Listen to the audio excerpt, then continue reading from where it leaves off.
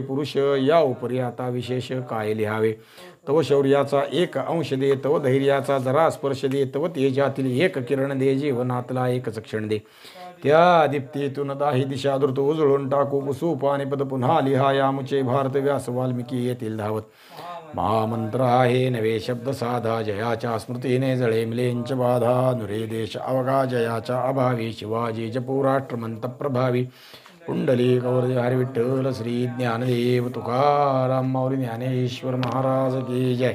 जगद्गुरु तुकाराम महाराज की जय. छत्रपती शिवाजी महाराज की जय. धर्मवीर संभाजी महाराज की जय. सद्गुरु जोग महाराज की जय. आपण कालपासून शाहिस्तेखानाचा विचार, कालपासून म्हणण्यापेक्षा अनेक दिवसापासून करतोय, आणि त्यातल्या त्यात मग छापा घातला शिवाजी महाराजांनी शाहिस्तेखानावर. शाहिस्तेखानाचा पराभव केला, त्याची फजिती उडाली, 3 बोटं तुटली, आणि शाहिस्तेखान 3 वर्ष स्वराज्यात धुमाकूळ घालत होता. 1660 ते 1663 त्यानं आपलं चंबू गबाळ आवरलं आणि शाहिस्तेखान निघाला. असा विचार कालपर्यंत आला. शिवाजी महाराजांनी शाहिस्तेखानाच्या विषयाने काय काय केलं त्याचाही विचार केला. शाहिस्तेखान उठला आणि आता औरंगाबादकडे निघाला. साधारण 8 एप्रिल 1663 या दिवशी शाहिस्तेखान तिथून निघाला. 60 सालच्या मे महिन्यात तो आलाय. चाकणला त्रास दिला, ती 56 दिवस, ती पुढचं सगळं आपण खूप सविस्तरानं विचार केला. दुःखी झालेला शाहिस्तेखान तिथून उठला आणि त्याच्या बदली इथं दख्खनचा सुभेदार म्हणून औरंगजेबाचा पुत्र मुअज्जम याची नेमणूक झाली आणि तो इथे येऊन राहिला. मुअज्जम फार रंगील माणूस आहे. खाना पिना, मौज करना, शिकार करना एवढंच त्याचं लेखी आयुष्य आहे. त्याला काही फारसा वेगळा पराक्रम करायचा आणि विषय काही गाजवायचा असं नाही. या मुअज्जमनं पुढचा उत्तरार्धातला विचार केलेला आहे. हा मुअज्जम जेव्हा शिवाजी महाराजांचा आणि मिर्झा राजाचा तह झाला आणि शिवाजीराजे आग्र्याला गेले, आग्र्यावरून परत आले, परत आल्यानंतर मुअज्जमनं आपला स्वतःचा विचार करायला सुरुवात केली. असं वर्तन आहे त्याचं. स्वतःचा म्हणजे आज न उद्या आपल्याला राजेपद धारण करायचं आहे, आता त्याही पद्धतीनं आपली वर्तणूक करायची आहे. केव्हा तरी बाप औरंगजेबाला मृत्यू आहे, त्याच्या दीर्घायुष्य झाला हा भाग पुढचा, पण केव्हा तरी आपल्याला दिल्लीवर सत्ता घ्यायची आहे, तेव्हा हा राजा आपल्याला मित्र म्हणून असणं योग्य आहे. याच्याशी शत्रुत्व बरं नव्हे, शिवाजीराजाशी शत्रुत्व बरं नव्हे. हे दख्खनेतला मोठा राजा आहे. दिल्लीला आपल्याला जर उद्या गादीवर बसायचं असेल तर हा आपल्याला मदत करील, किंवा याच्याशी शत्रुत्व करून आपण राजपद धारण करू शकणार नाही, अशी त्याची भूमिका झाली. याच्याशी मित्रत्वानं राहणंच आपल्याला सोयीचं आहे. आणि म्हणून या मुअज्जमनं शिवाजी महाराजांशी फार मऊ धोरण ठेवलं. त्यातला पहिला भाग म्हणून जेव्हा शिवाजी महाराजांचे चिरंजीव संभाजीराजे मुअज्जमकडं औरंगाबादला शिवाजी महाराजांच्या तहाचा, औरंगजेबाशी झालेल्या तहाचा भाग म्हणून वास्तव्याला राहिले, मुख्य स्टेशन आहे आता औरंगाबाद दख्खनचं मुघलांचं म्हणून, त्यावेळी त्यांच्याशी गोडी गुलाबीचे संबंध ठेवले. प्रतापराव गुजर आणि मोरोपंत पिंगळ्यांची फौज संभाजी महाराजांच्या बरोबर होती. त्या काळात त्याने संभाजी महाराजांना प्रतापरावला फार प्रेमानं वर्तणूक केली. शिवाजी महाराजांशी प्रेमाचं वर्तन ठेवण्यासाठी. शिवाजी महाराजांचं धोरण काय आहे, विषय काय आहे, विचार काय आहे, हा पुढचा भाग आहे. मुअज्जम असो तर औरंगजेब बुडवून खायचा आहे, मुघलांचं राज्य संपवायचं आहे, हिंदूंची सत्ता प्रस्थापित करायचा शिवाजी महाराजांचा विचार आहे. पण मुअज्जमला शिवाजी महाराजांशी वैर नको आहे, याचा स्वभावच त्यातला नाही. औरंगजेबाच्या विरुद्ध जर उद्या उठायची पाळी आली तर आपल्याला शिवाजीराजाने मदत करावी, किंवा औरंगजेबाच्या मृत्यूपश्चात आपल्या बाकीच्या भावांच्या विरोधात उभा राहायचा विषय आला तर शिवाजीराजाने आपल्याला त्याला मदत करावी, ही त्याची भूमिका आहे. आणि म्हणून तो शिवाजी महाराजांच्या बाबतीत मऊ वागायला सुरुवात झालेला आहे. पण तो पुढच्या काळात, आत्ता नाही. म्हणजे एवढ्या पद्धतीनं माणसं विचार करतात पुढचा कसा काय आहे. मुअज्जमचा विचार तसा आहे. मुअज्जम आता दक्षिणेत आलाय.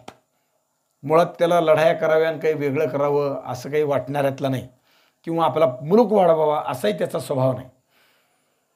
तो दक्षिणेच्या सुभेवर आला. जसवंत सिंगाला मात्र फटकारणी बसली. जसवंत सिंगाच्या बाबतीत जेव्हा जसवंत सिंग शाहिस्ते खानाचे बोट तुटले आणि सगळे सरदार त्यांच्या सांत्वनाला गेला, म्हणजे वेगळी शाहिस्ते खानाला जाऊन भेटले, सांत्वन करायचं. आता दुःख झालं, बोट तुटली, शिवाजीवर शिवाजीराजांनी तुमच्यावर छापा घातला म्हणून भेटीला गेले. त्यावेळी जसवंत सिंग दरबारात भेटायला आल्यावर शाहिस्ते खान त्यांना उपरोधिक बोलला, तुम्ही सिंहगडाच्या पायथ्याला आहात आणि तुम्ही असताना शिवाजी येतो, या अर्थाने त्याला बोलला. मला वाटलं होतं की तुम्ही शिवाजीराजाचा पाठलाग करून तिकडेच गेलात, पण तुम्ही काही केलं नाही, असा त्याचा अर्थ आहे. म्हणजे तुम्ही जिवंत असताना शिवाजीराजा तुम्ही पाठलाग नाही केला म्हणून मला हे सगळं सोसावं लागलं, किंवा तुम्ही जिवंत असताना शिवाजीराजा इथं आला कसा, हे उपरोधिक बोलणं शाहिस्ते खानाने केलं, ते जसवंत सिंगाला लागलं होतं.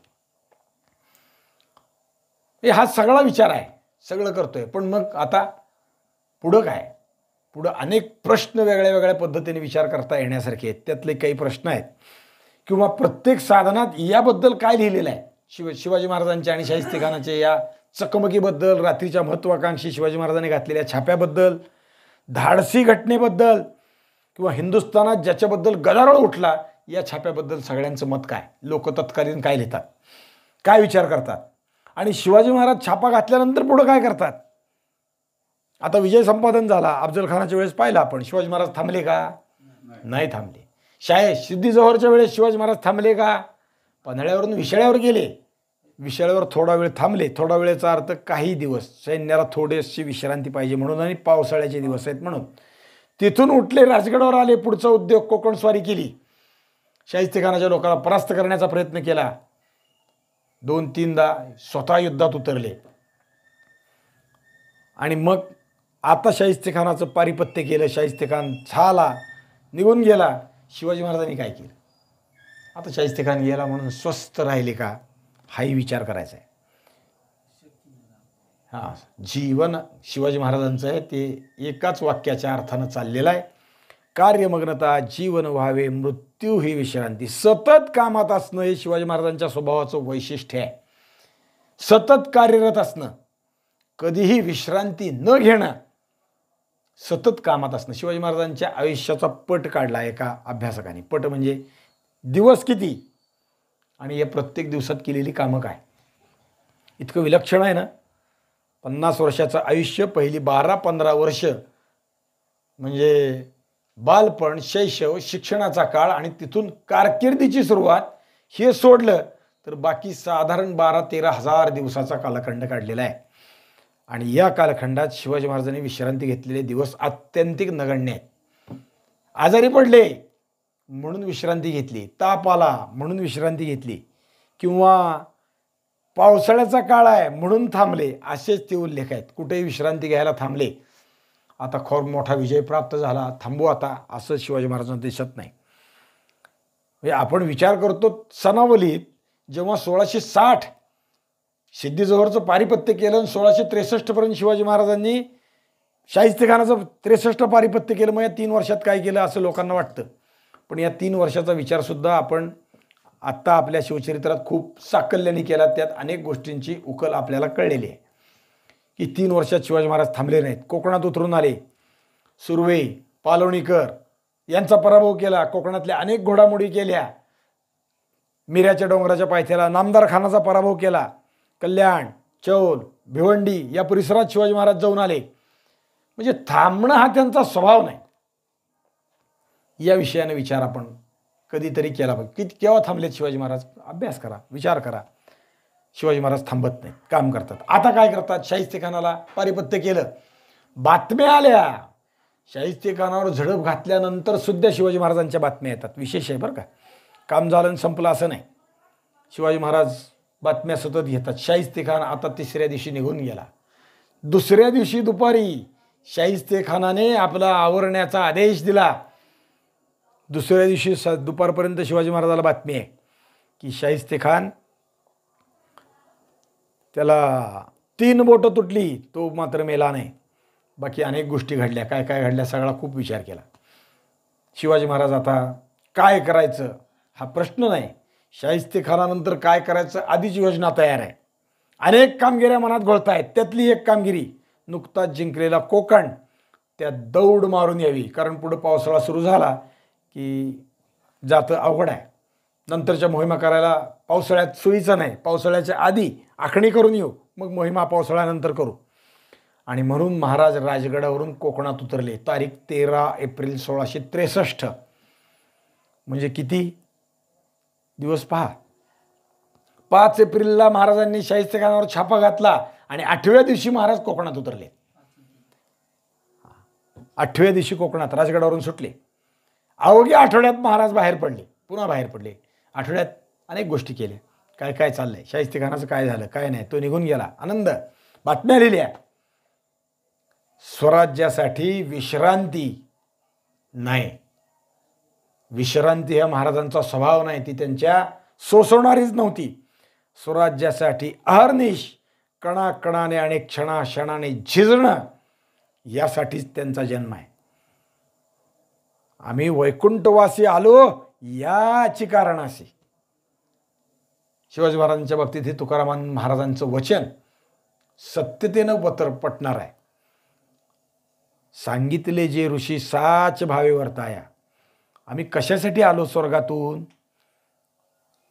तुकाराम महाराज सांगतात, आम्ही वैकुंठवासी आहेत. आम्ही इथं आलो, जे ऋषी मुनींनी सांगितलंय ते वरतून दाखवण्यासाठी आलो, जनतेच्या सुखासाठी आलो. शिवाजी महाराजांचं जीवन तसं आहे. आम्ही इथं आलो कशासाठी? स्वतःच्या वैयक्तिक इहोपभोग घेण्यासाठी नाही, लोकांच्या सुखासाठी आलो. आणि मग लोकांच्या सुखासाठी जर इथं आलो असेल तर असं स्वस्थ राहणं, विश्रांती घेणं आम्हाला मान्य नाही. त्यासाठी कार्यरत राहण्याचे जे करायचं आहे ते आम्ही करतोय. आम्ही वैकुंठवासी आलो याची कारणाशी.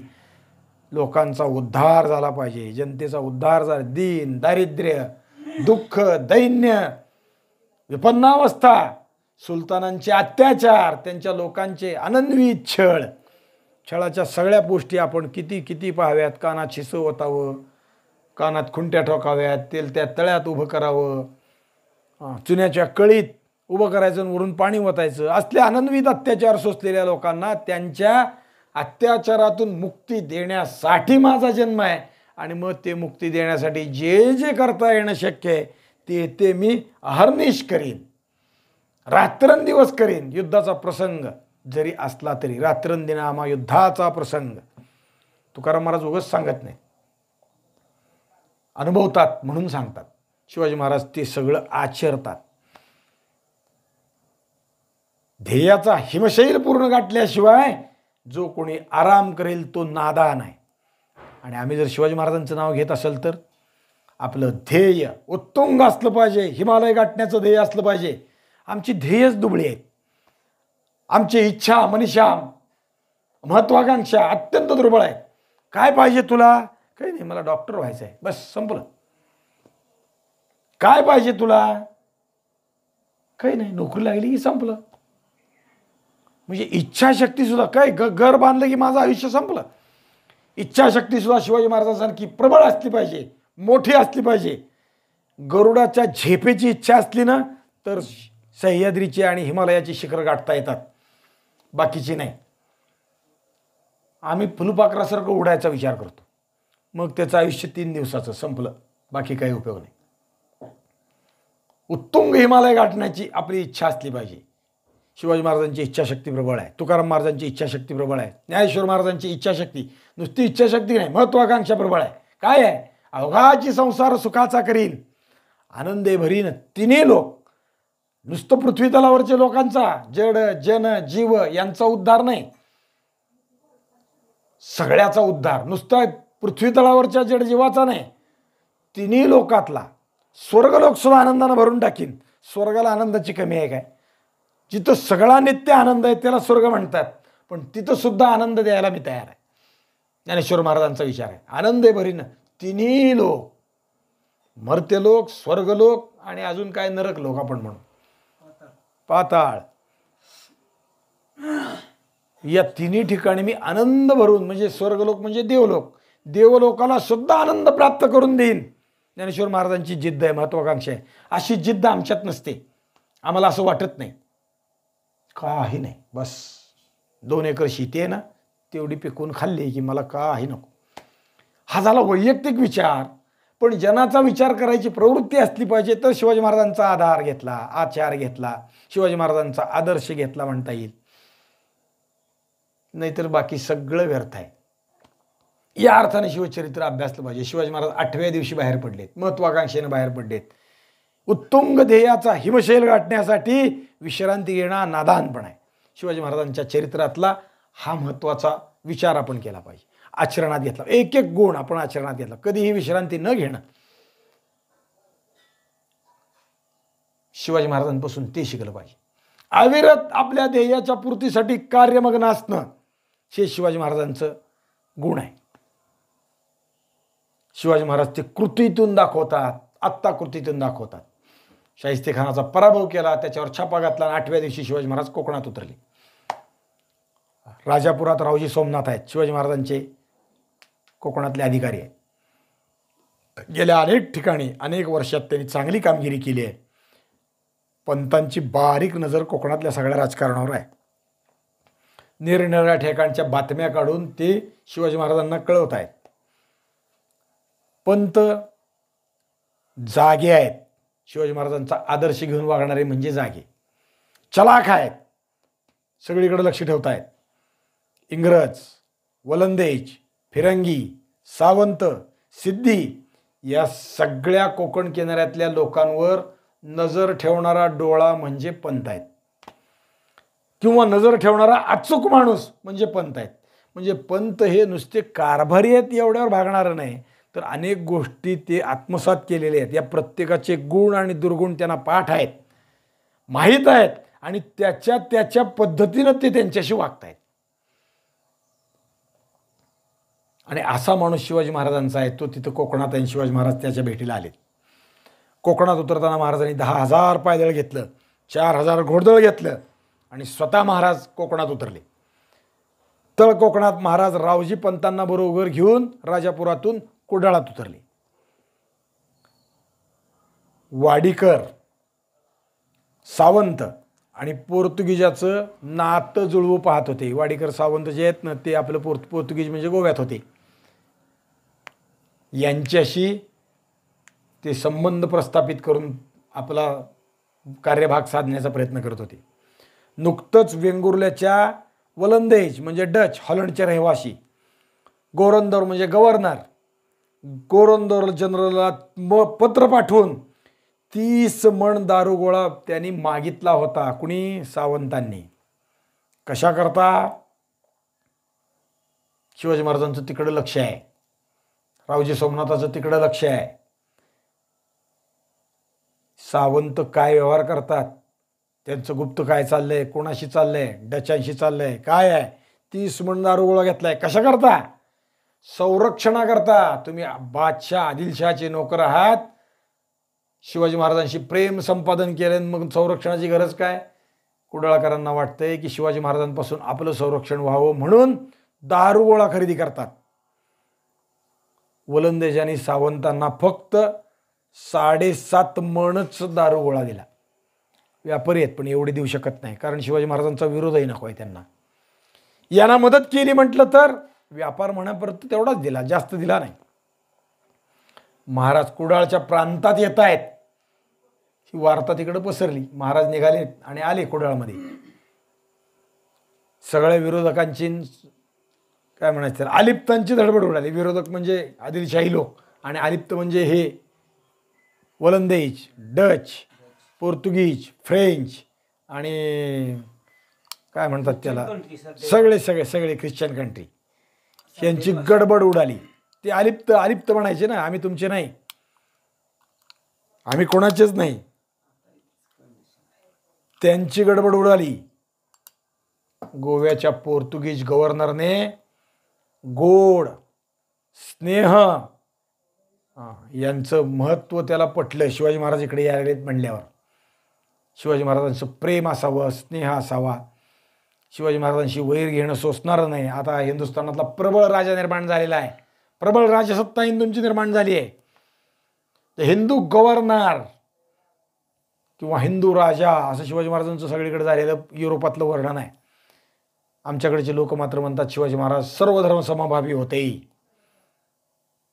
वागण्यात सर्व धर्माचा समभाव आहे, सगळ्याला समान वागणूक आहे, स्वतंत्र काही वेगळं नाही. पण राज्य आहे ते हिंदूंचं आहे. शिवाजी महाराजांचा भाव तो आहे. वर्तणूक आहे ती हिंदूंची आहे. अनेक गोष्टीत शिवाजी महाराजांचा विचार त्या पद्धतीने लक्षात येण्यासारखा आहे. त्यांच्या आचरणातून ते दिसतं पदोपदी. गव्हर्नरने पोर्तुगीजांनी शिवाजी महाराजाला पत्र लिहिली, प्रेमाची पत्र लिहिली.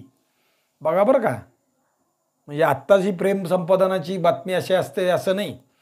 एखादा नवीन मंत्री झाला की लोक धडपडतात, त्याच्या मागे पळतात, तसं नाही. शिवाजी महाराजांचं राज्य निर्माण झालंय तर राज्यकर्ते इतरही शिवाजी महाराजांना अलिप्ततेनं आणि प्रेमानं प्रेम संपादन करण्यासाठी धडपडायला लागले आहेत. त्याने पत्र लिहिलं. काय लिहिलं? आपण वेंगुर्ल्यास म्हणजे कुडाळास येऊन पोचला अशी बातमी आम्हाला समजली आहे. मोगलांवरील विजयाबद्दल, मोगलांवरचा विजय म्हणजे कोणचा? शाहिस्तेखानाचा विजय.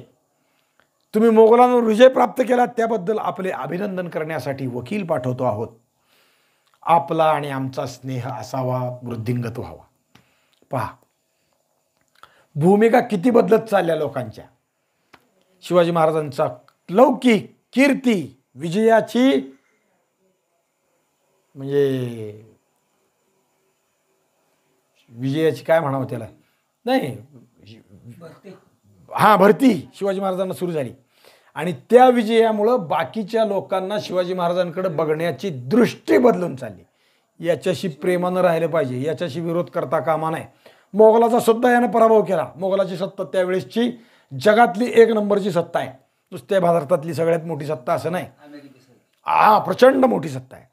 केवढा आहे मोगलाची सत्ता? इराणपासून ते बांगलादेशपर्यंत. आजचा बांगलादेश सुद्धा ब्रह्मदेश, आजचा भारत देश नाही, आजचा बृहत भारत ज्याला म्हणता येईल तो, म्हणजे आजच्या परिभाषेत ब्रह्मदेश, बांगलादेश, भूतान, नेपाळ, सगळा भारत, अफगाणिस्तान, पाकिस्तान, चीनमध्ये गेलेला अक्साई चीन, अफगाणिस्तान, इराणपर्यंतचा भारत, एवढा मोठा मुलूक मोगलांच्या अखत्यारीत आहे. आणि त्या एवढ्या मोगली सत्तेला धक्का देऊन नवीन राज्य प्रस्थापित करणारे शिवाजी महाराज आता लोकांच्या दृष्टीस्पत्तीला यायला लागलेले आहेत. अशा मोगलांना धडक देत आहेत, परास्त करतायत. सामान्य गोष्ट नाही. एक सरदार शाहिस्तेखान पाठवला तर त्याच्याबरोबर 1 लाखाची फौज त्याच्या मत्तीला पाठवला. जाफर खान 1.5 लाखाची फौज झाली. असे शेकडो सरदार आहेत. एवढी मोठी सत्ता असणारा हा राजा, जगात मोठं साम्राज्य ज्याचं आहे त्यातला राजा, त्याला धक्का देत आहेत आणि स्वतंत्र राज्य प्रस्थापित करतायत. ही दृष्टी बाकीच्यांना लक्षात यायला लागली. शिवाजी महाराज हे वेगळं काहीतरी रसायन आहे आणि यांच्याशी आपलं आता प्रेम असलं पाहिजे. यांना धक्का देऊन, यांना दगा देऊन, यांना फसवून किंवा यांना काय म्हणायचं कुचळी करून आपल्याला इथं राहता येणार नाही. अभिनंदनाची पत्र आली. तारीख 23 मे 1663. शिवाजी महाराज उतरलेत एप्रिलमध्ये. अवघ्या महिन्यात पत्र लगेच भेटायला. आपला आणि आमचा स्नेह असावा. या चोरांना आता शिवाजीराजाच्या स्नेहाची गरज पडायला लागली. कारण शिवाजी महाराज मोठे, ताकद वाढली. बस वकील नजरानं घेऊन निघाला, भेटीला आला. पण शिवाजी महाराज राजगडाकडे परत निघाले. बातम्याचा काळ त्यावेळेसच्या तेवढं अपडेट नव्हतं. आजच्यासारखं मोबाईलवर लगेच कोणचा मंत्री कुठं आला आणि कुठे गेला कळत नव्हतं. त्यामुळे बातमी वेळेत मिळाली नाही. पण वकील शिवाजी महाराजांच्या भेटीला कुडाळकडे आला. शिवाजी महाराज मात्र त्याच्या आधीच राजगडाकडे निघून आले होते. कारण आता मे महिना आहे, पावसाळ्याचे दिवस आहेत, सुरू झाले म्हणजे परत हालचाली. म्हणून त्याची आणि महाराजांची भेट मात्र होऊ शकली नाही. वेंगुर्लेला वलंदेजाच्या वखारी आहेत. महाराज येत आहेत हे समजल्यावर त्यांची गडबड उडाली. जसं पोर्तुगीजाचं झालं तसं वलंदेजाचं झालं. वलंदेज म्हणजे आत्ता म्हणलं तसं डच माणसं, हॉलंडचे रहिवासी, त्यांची गडबड उडाली. त्यांच्या रेसिडेंटने आपला माल एका गलबतावर घातला. लुटलं बिटलं म्हणजे काय करावं. शिवाजी महाराजांकडे इथं आल्यावर गलबतावर घातला आणि कोणत्याही क्षणी इथून पळून जाण्याची तयारी केली.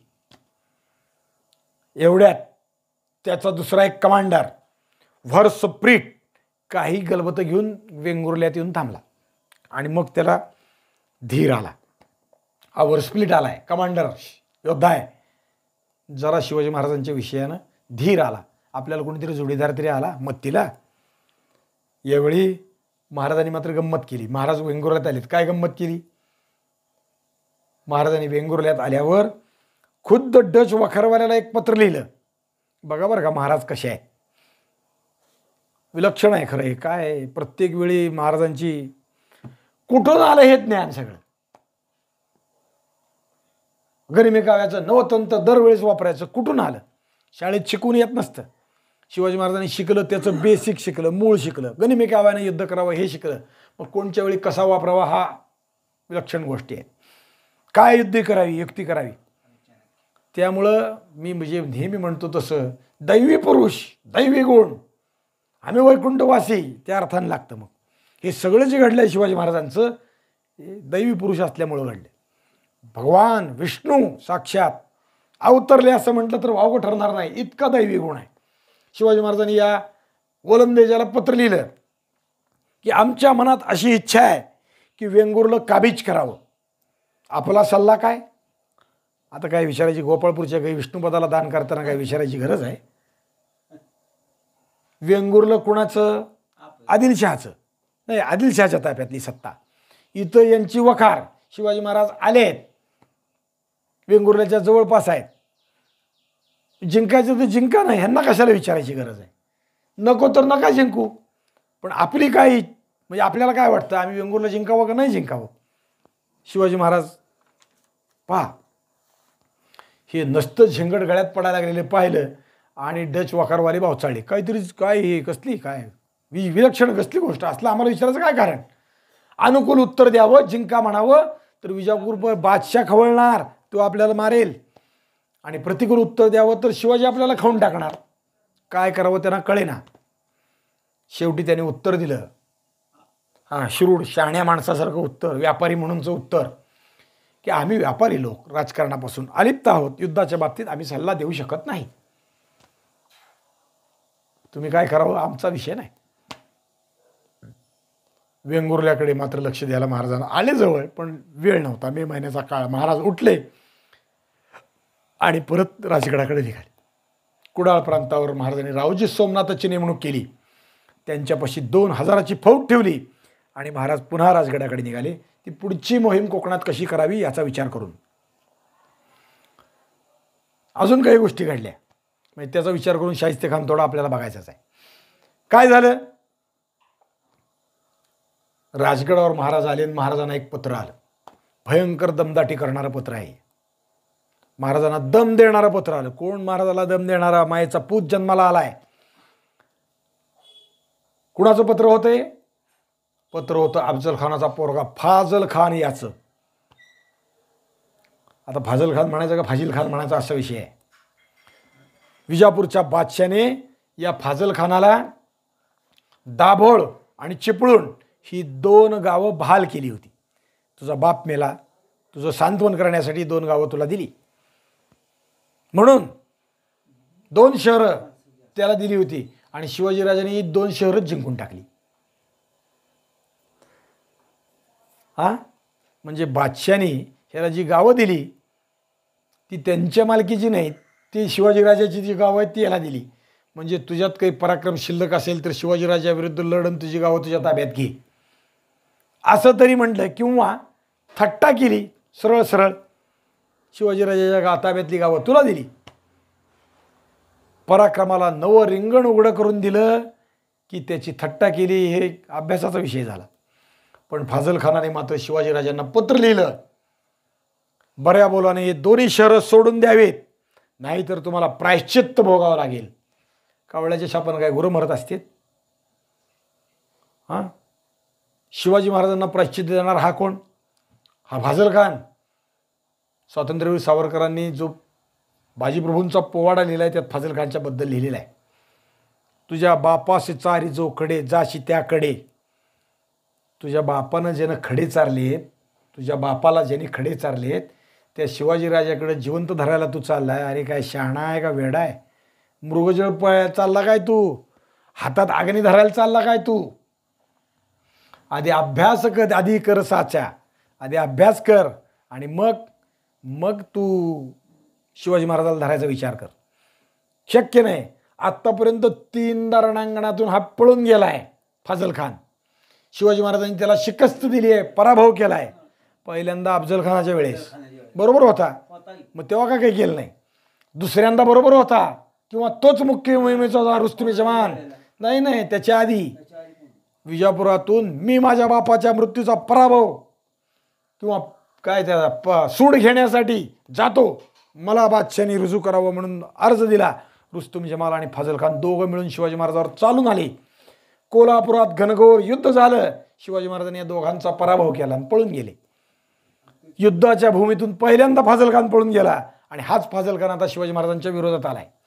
तिसऱ्यांदा सिद्धी जोहरच्या बरोबर पुन्हा मार खाल्ला, पुन्हा पराभव झाला आणि तो फाजल खान शिवाजी महाराजाला आता पत्र लिहितोय. कुणी कोणाला पत्र लिहावं,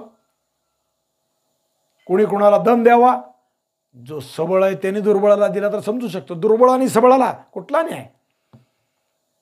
भऱ्या बोलाने आमची गावे सोडून द्या, नाहीतर प्रायश्चित्त भोगावं लागेल. प्रायश्चित्त देणारा हा फाजल खान. कुणाला? शिवाजी महाराजाला. उंदराने नागाला दम देण्यासारखा प्रकार आहे हा. महाराजांनी त्याची दखलही घेतली नाही, बघितलं सुद्धा नाही. आली पत्र म्हणून वाचली, ठेवून नाही, संपली.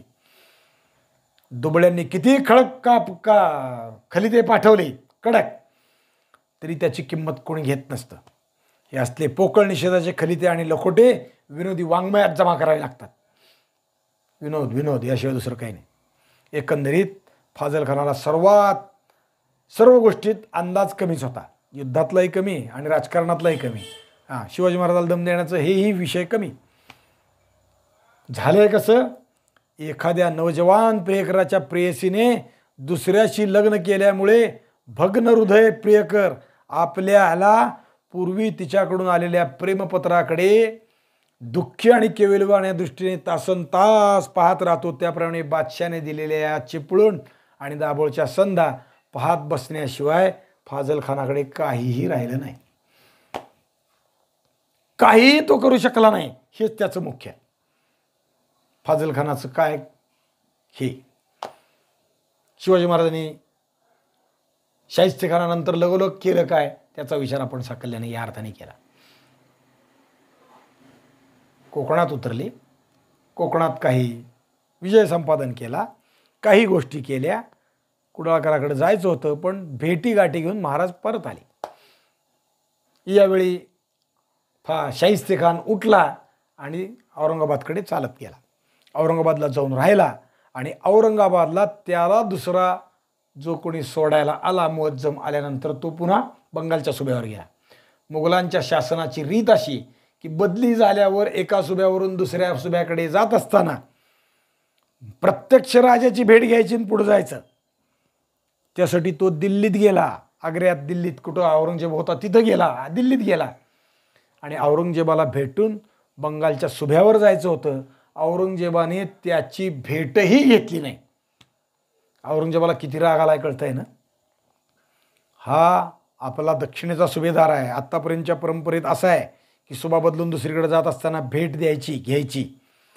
राजाने त्याला भेटायचं आणि पुढे जायचं, सांगायचं. दुसऱ्या अर्थानं हा मामा आहे.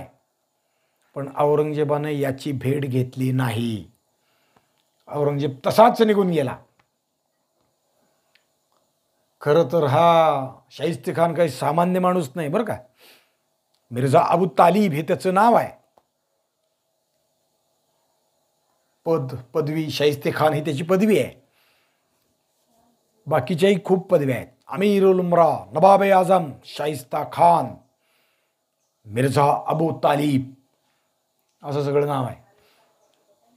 हा योद्धा आहे. याचा जन्म आहे इसवी सन 1600 सालातला. म्हणजे जेव्हा तो शिवाजी महाराजांवर चालून आलाय, वयाच्या 60व्या वर्षी चालून आलाय. याने अनेक पराक्रम गाजवलेत. हा काही सामान्य माणूस नाही. हा असताना परराष्ट्रातला आहे. आताचं जे इराण, अरबस्तान या प्रदेशातला आहे. तिथून आला आहे तो. तिथून आला नाही. त्याचा बाप, आजा, पंजा तिथून आलेले आहेत मोगलांचे. बाबराबरोबर जे लोक आले त्यातला हा आहे. याचा बाप असद खान, आज्जा, हे सगळे मोगलाचे नौकर आहेत. याचा बाप आणि आज्जा याच्या औरंगजेबाच्या बापाचे आणि आज्याचे वजीर होते. म्हणजे पिढीजात मोगलाचे वजीर असल्यासारखं आहे.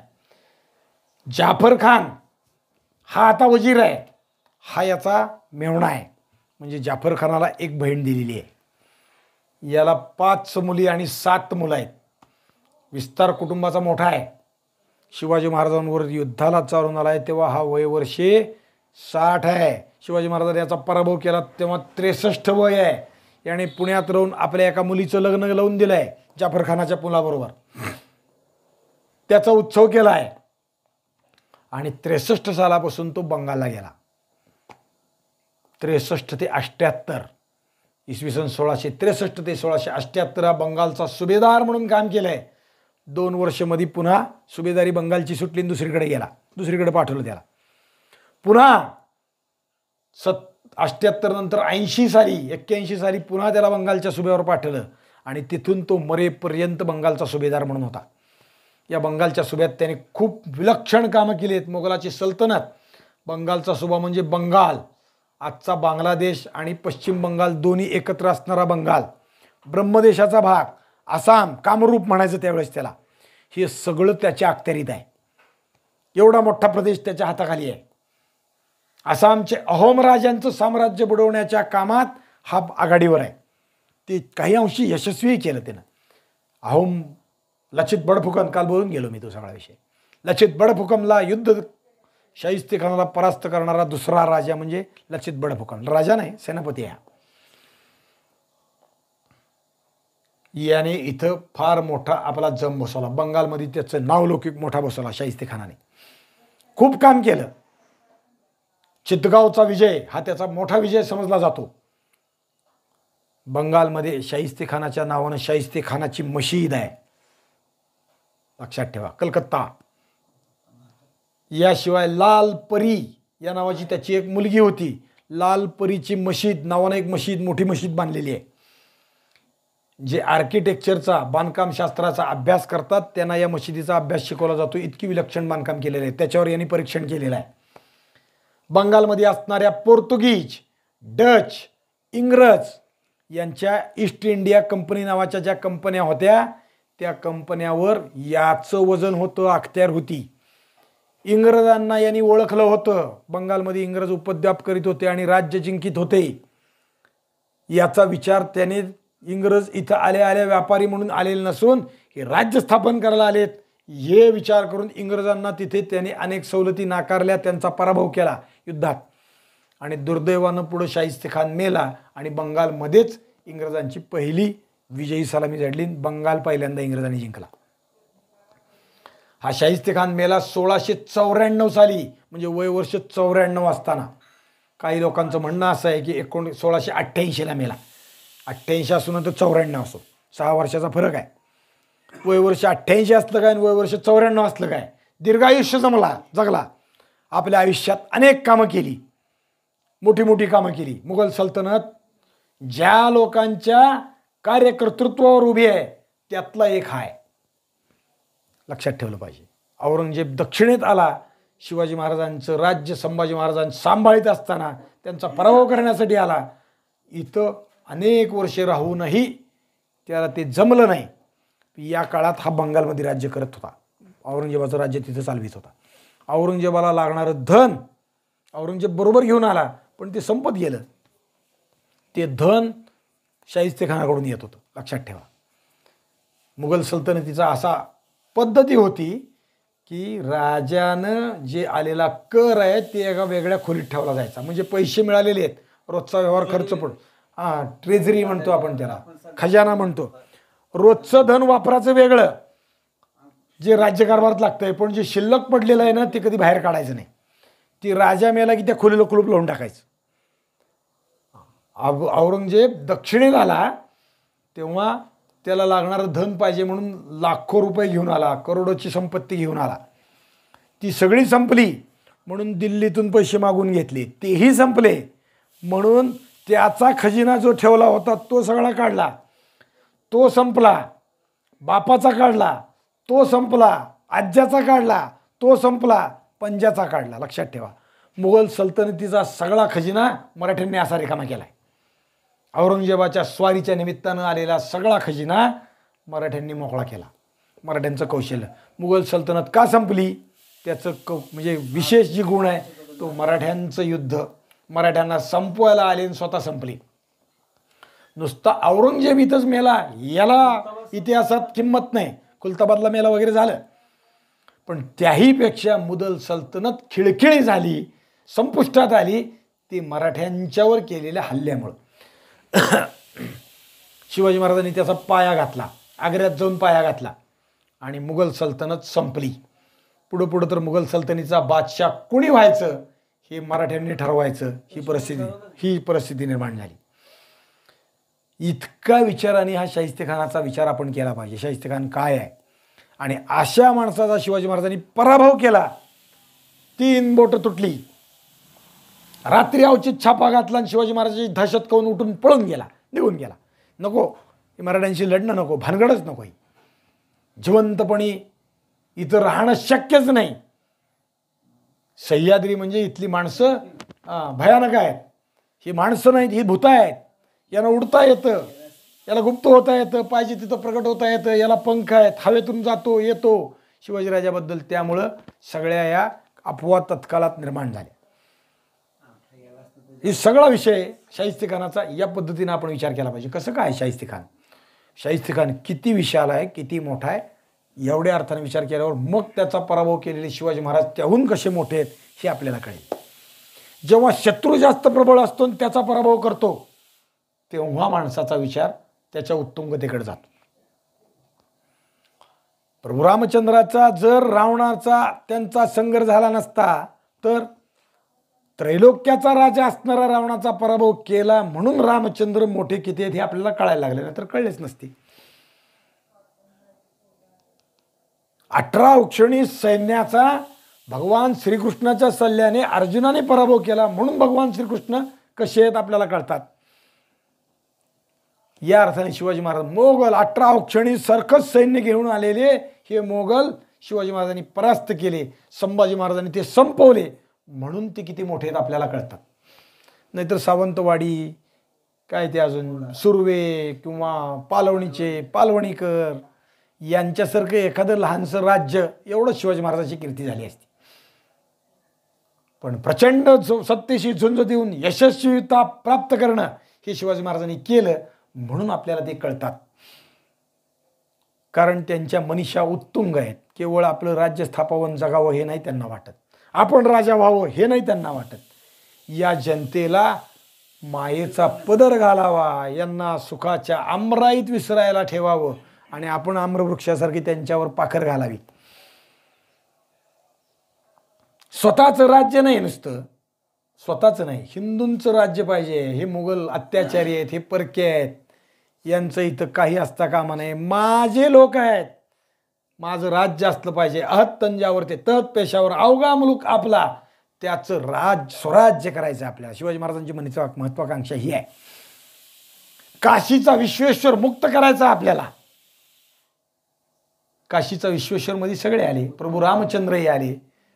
काशीच्या विश्वेश्वरमध्ये रामचंद्र आले, मथुरेचा कृष्ण आला, दक्षिणेतली सगळी देवस्थानं आली, उत्तरेतली आली, अगदी मुलतानमधला नरसिंह मंदिर आलं. मुलतान म्हणजे मूलस्थान, मूलस्थान म्हणजे भगवान विष्णूचं जन्म झालेलं स्थान, म्हणजे जिथे भगवान नरसिंहाने अवतार धारण केला ते मूळस्थान, म्हणून त्याला म्हणायचं मूलतान. आता झालेलं ते मूळस्थानचं मुलतान. मुलतानी मातीभक्त माहिती आहे आपल्याला, मूळस्थान काय माहीत नाही. तिथं भगवान नरसिंहाचं मंदिर आहे. जिथं हिरण्यकश्यपूचा वाडा होता ते अजून अस्तित्वात आहे. ते सगळं पाकिस्तानात आहे. आता पाकिस्तानच्या लोकांनी ते सगळं पाडून टाकलं आहे, पण काही भाग जुना आहे म्हणून आर्किओलॉजी वगैरे सांभाळतात, तसं आता सांभाळलं चाललं आहे. पुण्याच्या एका अभ्यासकाने नरसिंहाच्या विषयाने अभ्यास केला आणि हे सगळं संशोधन त्यांनी जुन्या पुराण ग्रंथातून उपलब्ध करून घेतलं, त्या भागात भेट दिली आणि त्याचं सगळं जगापुढे मांडणी केली. लक्षात ठेवले पाहिजे. मूलस्थान, ते मूलस्थानही मुक्त करायचं आहे. देवीची 52 शक्तिपीठ आहेत, ती सगळी मुक्त करायची आहेत. हा शिवाजी महाराजांचा भाव आहे. एक विश्वेश्वराचं नाव घेतलं म्हणजे त्याच्या अंतर्गत असणारे हे सगळे, कारण काशी विश्वेश्वर सगळ्याचं प्रातिनिधिक स्वरूप आहे. एकटा विश्वेश्वर मुक्त करायचा आणि संपायचं नाही. दुर्दैवानं आमचेच हिंदू नेते आता लोकांना म्हणतात की एवढी 3 स्थानं तुम्ही सोडून द्या, त्याच्याचा हट्ट करू नका, टाच करू नका, आम्ही बाकीचं काही मागणार नाही. अरे 3 स्थानं तर सोडून द्या. 3 बरोबर 300, 300 बरोबर 3000. हिंदुस्थानात ज्या ज्या ठिकाणी मशिदी निर्माण झाल्या आहेत त्या त्या मंदिरांना आम्हाला मुक्ती पाहिजे. ती मंदिरं पुन्हा उभारणे हे आमचं आद्य कर्तव्य आहे. तर आम्ही शिवाजी महाराजांचे वारस आहोत. टी व्हीवर मोठ्या मुलाखती देत आहेत आणि काही पण सांगतायत. बाबू जमाल नावाची तालीम आहे, कोल्हापुरात आहे. तिथं दर्गा आहे, बाबू जमालचा दर्गा आहे आणि त्याच्या शेजारीची ती तालीम आहे. आणि या दर्ग्याचं विशेष म्हणे काय की या दर्ग्यात आज जात असताना त्याच्या चौकटीवर गणपती आहे आणि गणपती उत्सवात 8 दिवस या गणपतीची पूजा केली जाते. 2-3 अर्थाने विचार व्यक्त करतो. याचा अर्थ ती दर्गा नसून मंदिर आहे. पुन्हा त्याचं मंदिर झालं पाहिजे हे आमचं आद्य कर्तव्य आहे. दुसरं सगळ्या गावात आहे, कुठलं गाव नाही असं नाही, आद्य कर्तव्य आहे. आणि ज्या ठिकाणी देवाची पूजा होते तिथे मुस्लिम धर्माप्रमाणे ते मुस्लिमच राहत नाहीत. तुम्ही जर म्हणजे एकेश्वरवाद सोडून अनेकेश्वरवाद घेत असाल तर ते नाही. मूर्तीपूजा करत असाल तर तुम्ही मुसलमान नाही. मग मुसलमान नाही तर सरळ सरळ हिंदू धर्म प्रवेश करा आणि ते मशीद सोडून द्या, पुन्हा त्याचं मंदिर निर्माण करा. पण आमचे कोल्हापुरातले लोक अजून तेवढे काही नुसते बाकीच्या गोष्टीत भांडायला तयार. बाबू जमालची मशीद संपली पाहिजे, पुन्हा मंदिर निर्माण झालं पाहिजे ही जिज्ञासा, इच्छा किंवा त्यासाठी अट्टहास ज्या दिवशी करता येईल त्या दिवशी आम्ही शिवाजी महाराजांचे वारस आहेत म्हटलं पाहिजे. एक बाबू जमाल नाही, मिरजेत तेच आहे, पंढरपुरात तेच आहे, मंगळवेढ्यात तेच आहे, तारापुरात तेच आहे, कितीतरी ठिकाणं आहेत, हजारो गावं आहेत, हजारो ठिकाणं आहेत.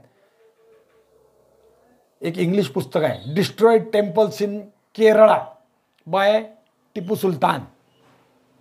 केरळातली टिपू सुलतानांनी उद्ध्वस्त केलेली मंदिरे या नावानं पुस्तक आहे. इंग्लिश पुस्तक आहे, मूळ आहे ते साऊथ इंडियन भाषेतलं एक आहे, तमिळमधलं आहे. आणि त्यांनी प्रातिनिधिक 25 मंदिरं फक्त लिहिली. त्याचं पुराणातलं आणि आपल्या परंपरेत वैदिक संप्रदायात असणारं महत्त्व काय आहे, कोणची मंदिर आहे, केवढं मंदिर होतं, त्याचं विशालपणा काय होता, त्याची संपत्ती किती होती आणि ते मोपल्यांनी आणि टिपू सुलतानांनी कशी फोडली, काय केलं आणि त्या मंदिराचं सगळा म्हणजे पाडून टाकायचं, शिल्लक एकही दगड शिल्लक नाही अशी कित्येक मंदिरं झाली. आणि आता गावकऱ्यात स्थानिक लोकात ती माहीत आहे की इथं आमच्या गावात अमकं देऊळ होतं आणि त्या गावकऱ्यांनी पुन्हा त्या वटवृक्षाचं बीज मनात धरून ते मंदिर पुन्हा उभवायला सुरुवात केली आणि ती मंदिरं आता पुन्हा जिवंत व्हायला लागली. अशा अर्थाने लिहिलेले ते पुस्तक आहे. त्यातलं एक उदाहरण सांगतो. आम्ही कथा ऐकतो नरकासुराची, हत्ती, गजेंद्र आणि नगर. रोज कमलपुष्प विष्णूच्या चरणी व्हावं त्याची इच्छा, त्यासाठी तो रोज कमळ तोडायचा आणि नेऊन व्हायचा. त्या दोघाचा त्या पाण्यात उतरल्यावर तळ्यात उतरल्यावर कमळ तोडताना मगरीनं पाय धरला. 1000 वर्ष दोघाचं युद्ध झालं, संघर्ष झाला पाय सोडवण्यासाठी. शेवट भगवान विष्णूने आपल्या सुदर्शन चक्राने त्याचे मगरीचं तोंड तोडलं आणि पाय मोकळा झाला आणि ते विष्णूला कमळ वाहिलं. ही कथा झाली. पण हे जिथं घडलं, ज्या सरोवरात घडलं, ते सरोवर दक्षिणेत आहे, केरळमध्ये आहे. केरळ नाही, तमिळनाडूत आहे, एकदम खाली 250 एकराचं सरोवर आहे आणि तिथलं ते भगवान शंकराचं आणि विष्णूचं मंदिर हे सगळं फोडून टाकलं होतं. हे सरोवर बुजवून टाकलं होतं. काही शिल्लक राहिलं नाही. पडके अवशेष, फुटके दगडं, फुटकेल्या तुटलेल्या मूर्ती शिल्लक राहिल्या होत्या. लोकांमध्ये मात्र गावातल्या लोकांना माहीत होतं की हे आपल्या गावातलं आहे. त्यांनी देव काढून ठेवला होता आणि वाचून ते लक्ष देऊन होते. आता लोकांना जागृती झाली. निजामाची सल्तनत संपली, टिपू सुलतान गेला, इंग्रजांचंही राज्य संपलं. लोकांमध्ये जागृती झाली आणि त्या देवस्थानाची पुन्हा निर्मितीसाठी लोक प्रयत्नशील आहेत. पुस्तक छान आहे, इंग्लिश आहे. दुसरा भाग त्याचा अजून 25चा प्रकाशित झाला आहे. तो इंग्लिशमध्ये आला म्हणजे तोही मिळेल आपल्याला वाचायला. हो, तसं हर एक मंदिर मुक्त करणं म्हणजे शिवाजी महाराजांचं आचरण करणं आहे. हा विषय महत्त्वाचा. शाहिस्तेखानाचा पराभव करणं म्हणजे फक्त युद्धात नाही, सगळ्या गोष्टींनी पराभव करणं म्हणजे शिवाजी महाराजांचं आचरण. आणि ते करण्यासाठी लोकांमध्ये जागृती होणं म्हणजे शिवचरित्र शिकवणं किंवा आचरण करणं, शिवचरित्र अनुभवणं हा विषय आहे. आणि मग शिवचरित्राच्या अर्थाने या लाल महालाच्या सगळ्या प्रकरणात कुणी कुणी काय काय लिहिलं त्याचा साकल्याने विचार आपण उद्या करू. अनेक लोकांनी लिहिलं आहे, थोडक्यात 5 नावं सांगतो. कॉस्मादी गार्डा त्यानं सविस्तर लिहून ठेवलं या सगळ्या छाप्याबद्दल. सभासदांनी लिहून ठेवलं आपल्याकडं, कृष्णजानंद सभासद. इंग्रजांनी लिहून ठेवलं. इंग्रजांची 3 पत्र या अर्थाने महत्त्वाची आहेत. 3 पत्र आहेत. डच लोकांनी लिहिलं आहे आणि सगळ्यात शेवट छत्रपती शिवाजी महाराजांनी लिहिलेलं आहे. काय काय कोणी लिहिलं आणि कसं लिहिलं त्याचा विचार आपण उद्या करू. पुंडलिक वरदेवार विठ्ठल श्री ज्ञानदेव तुकाराम विठाल विठाल विठाल विठाल विठाल. पुंडलिक वरदेवार विठ्ठल श्री ज्ञानदेव तुकाराम. उद्याच्याला सकाळी 7:30 ते 8:30 पाठ होईल, कारण ही सगळी मुलं आहेत त्यांच्याशी चर्चा झाली आहे आणि त्या अर्थाने पाठ 7:30 ते 8:30. 8च्या ऐवजी 7:30 एवढाच फरक आहे गोपाळ काका. थोडंसं जड